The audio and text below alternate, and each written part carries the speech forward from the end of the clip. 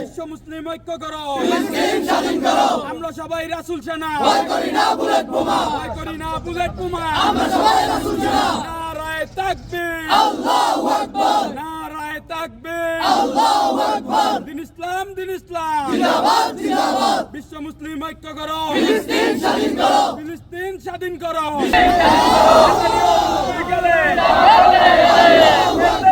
আমরা গত 2 দিন যাবৎ মিডিয়াতে দেখতেছি, মানে যে নির্বিচারে নিষিদ্ধ যে সকল বোমা মাধ্যমে একদম রাফা শহরকে নিশ্চিহ্ন করে দেওয়া হয়েছে। আমরা অনতিবিলম্বে এই সন্ত্রাসী ইসরায়েলি বাহিনীর হামলা বন্ধর দাবি জানাচ্ছি।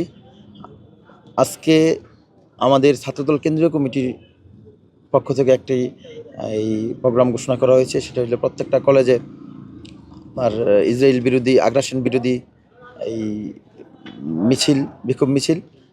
তারই অংশ হিসাবে আমরা আজকে মুরাপাড়া বিশ্ববিদ্যালয় কলেজে একত্রিত হয়েছি।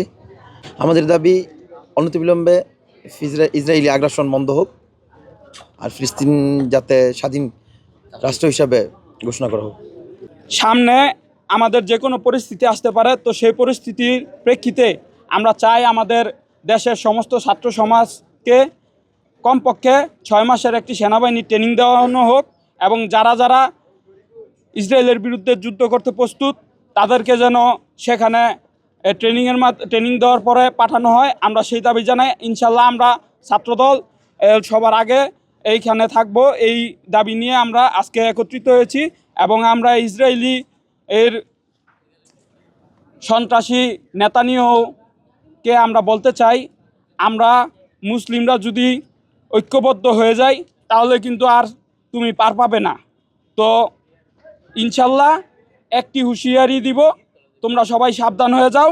আমরা মুসলিমরা অবশ্যই একদিন না একদিন ঐক্যবদ্ধ হব, এবং ইমাম মাহাদির নেতৃত্বে আমরা রাফা, গাজা সহ সমস্ত ফিলিস্তিন স্বাধীন করব, এবং ইসরায়েলের নাম নিশানায় পৃথিবীর মানচিত্র থেকে তুলে দিব ইনশাল্লাহ। যে ইসরায়েলি আগ্রাসনে দখলদার ইসরায়েলি বাহিনীর ফিলিস্তিনের যেই রাফায় ধ্বংসযজ্ঞ চালানো হচ্ছে, আমরা এই ধ্বংসযজ্ঞ অতি সত্বর বন্ধ চাই। এই যুদ্ধ আমরা চাই না। আমরা চাই সবাই শান্তিপূর্ণভাবে বসবাস করতে, এবং এই হত্যাযজ্ঞ চালানোর জন্য নেতানিয়াহুকে আমি আন্তর্জাতিক আদালতে তার বিচার দাবি করছি এবং তার ফাঁসি চাই। মুসলমান হিসেবে আমি বলতে চাই, প্রত্যেকটা মুসলমানের এর বিষয়ে রুখে দাঁড়াতে হবে, এবং আমিও সেখানে আসছি আজকে রুখে দাঁড়াতে। আজকে আমি ফিলিস্তিনের পক্ষে আসছি। হয়তো আমাদের এখন এই মুহূর্তে কিছু করার মতো ক্ষমতা আল্লাহ তাআলা আমাদেরকে দেয় নাই, তবে আমরা অচিরেই সমস্ত মুসলিম বিশ্ব এক হব, এবং ইমাম মাহদী আলাইহিস সালামের নেতৃত্বে আমরা এই মুসলিম বিশ্বকে শাসন করব।